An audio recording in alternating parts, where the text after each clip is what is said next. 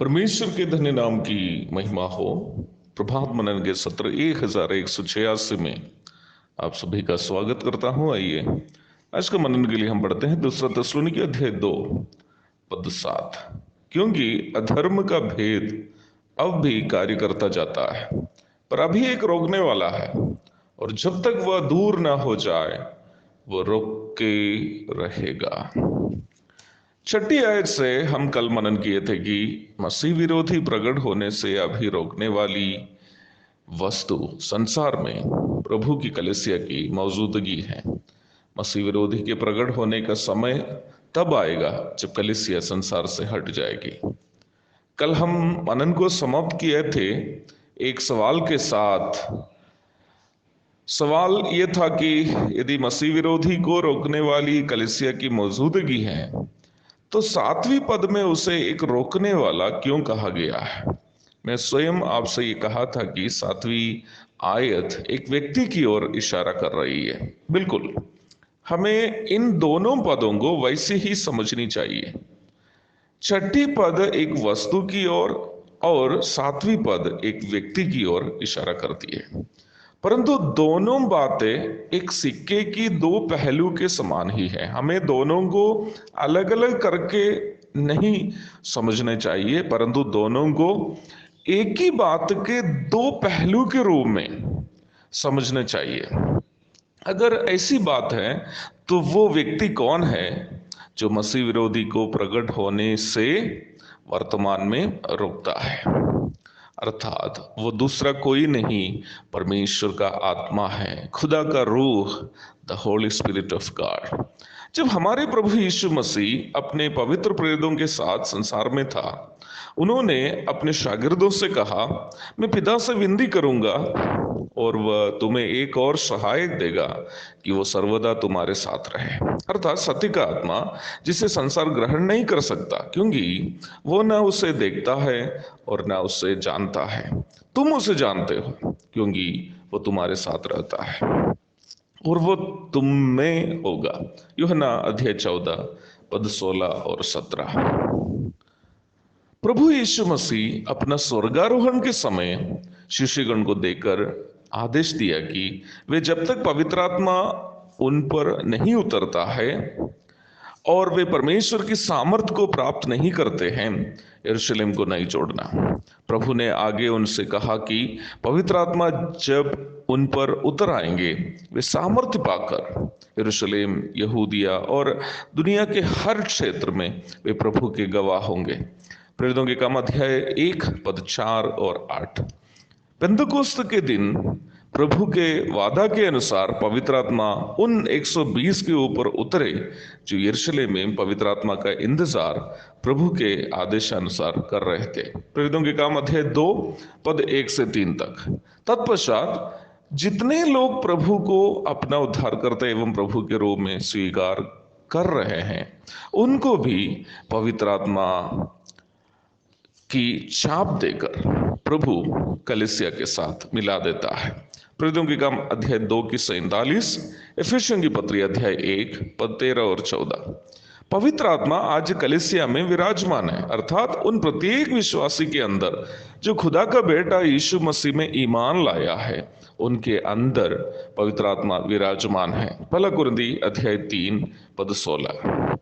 यद्यपि अधर्म का भेद अथवा शैतान का प्रभाव अभी भी संसार में कार्यरत है, परंतु कलीसिया जो संसार को पूर्ण रूप में सड़ने से बचा कर रखने वाला नमक है, अभी संसार में है।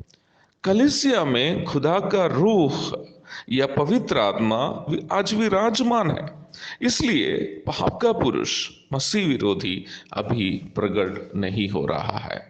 जैसे ही कलीसिया यहां से हट जाएगी, पवित्र आत्मा भी कलीसिया के साथ संसार से हट जाएगा। तब धर्म का त्याग अथवा अपोस्टेसी उसकी चरम सीमा पर पहुंच जाएगा। उस समय पाप का पुरुष, विनाश का पुत्र, मसीह विरोधी संसार में प्रकट होगा। वर्तमान में प्रभु की कलीसिया संसार में है। संसार कलीसिया का मूल्य समझ नहीं पा रहा है। वर्तमान संसार को सड़ाहट से और सत्यनाश से कोई रोकता है तो वो प्रभु की कलीसिया और कलीसिया में विराजमान पवित्र आत्मा है।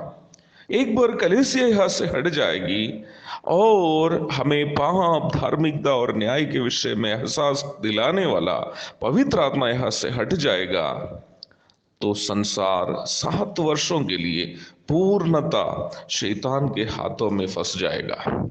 वो समय इतना भयानक होगा कि मनुष्य दर्द से कराहते हुए मौत को चाहेगा, परंतु मौत भी उनसे दूर ही रहेगा।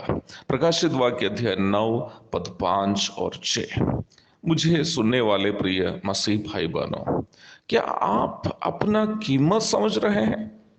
काश अपनी मसीही पहचान को छिपाकर संसार से मेल मिलाप में जीवन बिताने की कोशिश करने वाला विश्वासी समूह अपना कीमत को समझते हैं। हम विश्वासी वो नमक है जो संसार को सड़ाहट से बचा के रखता है। अगर नमक उसका स्वाद खो दे तो वो किस काम का आएगा सिवाय फेंकने का। आज हमारी सरकार मसीहियों के आर्थिक स्रोतों को बंद कराने की कोशिश में है। कुछ हद तक वो जरूरी भी है ताकि पैसे पर चलने वाली सेवा सब बंद हो जाएगी, परंतु प्रभु के द्वारा चलने वाली कोई भी सेवा बंद नहीं होगी। परंतु वक्त भी हमारा प्रस्थान का आ गया है, क्योंकि संसार भी यह कोशिश में है कि विश्वासियों को, कलीसिया को यहां से जितने जल्दी संभव हो यहां से भेज दे। क्या हम जाने के लिए तैयार है? प्रभु शीघ्र आने वाला है, तुरही की आवाज हम यथाशीघ्र सुनने वाले हैं। क्या हम कूच के लिए तैयार हैं? गीतकार ने कितना सुंदर तरीके से गाया। बादलों पर यीशु राजा जल्दी आता है, दूतों के संग प्रभुओं का प्रभु आता है। बादलों पर यीशु राजा जल्दी आता है, दूतों के संग प्रभुओं का प्रभु आता है।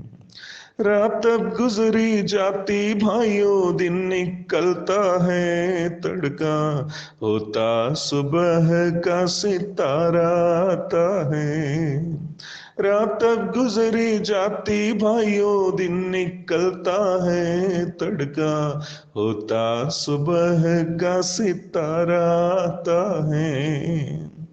सुबह का सितारा जल्दी चमकने वाला है। हमारा कूच का समय आ गया है प्यारो, हम यहां से निकल जाने वाले हैं।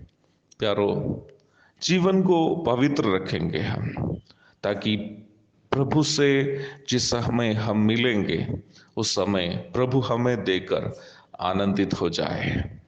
प्रभु के धन्य नाम की महिमा हो। आमीन।